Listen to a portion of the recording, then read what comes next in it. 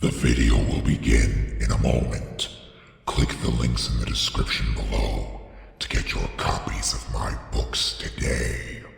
The South Bend Dark Frog Murders is a bold and bloody murder mystery that offers a very compelling look at the degradation of morality and social structure in America and the world, all wrapped in nail-biting entertainment. A must-have for murder mystery lovers everywhere. The Shadow Angel Genesis is the story of a vampire that has spent the past 500 years serving as the Vatican's greatest monster hunter.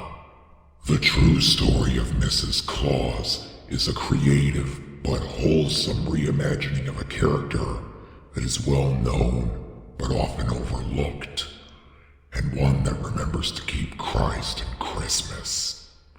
Thank you for your continued support. Greetings, ladies and gentlemen. I'm your host, Robert Canter. Today, I'm going to talk to you about why gambling isn't a practical way to supplement your income. A while ago, I simulated 100 games of Texas Hold'em just to see how well I would do. Each time, there were 4 players at the table, and I would see who would have the best hand. The result was 27 wins, 72 losses, and 1 tie. In the case of the tie, me and one other player both had a straight 10 high. In those circumstances, you split the pot.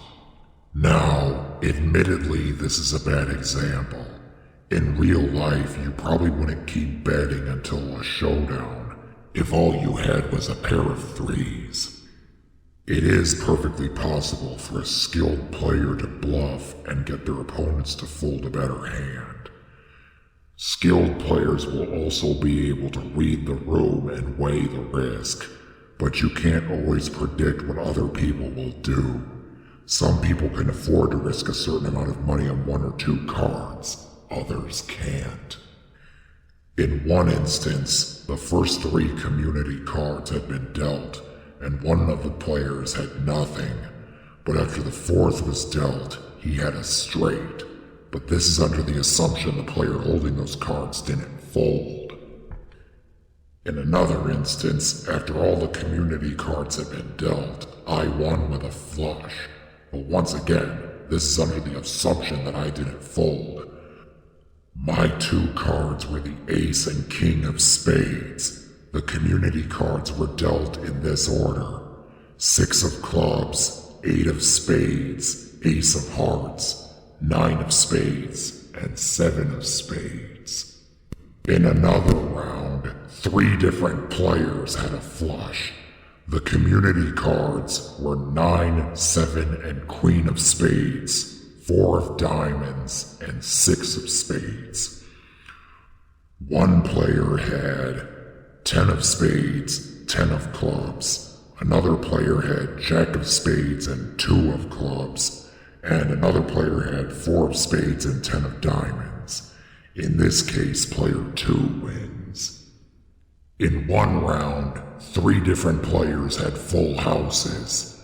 The community cards were Jack of diamonds, Ace of diamonds, Ace of spades, Ace of clubs, and King of spades. The cards dealt to the players were 7 of diamonds and Jack of clubs, King of hearts and 5 of clubs, 2 of spades and 3 of clubs, 5 of diamonds and King of diamonds.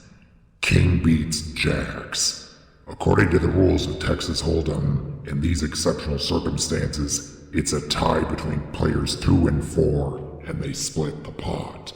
That just goes to show you how crazy and unpredictable games like Texas Hold'em can be, and why you may not want to risk a substantial amount of your money on it. As wise men say, he who gambles lives in shambles. That's all I've got to say.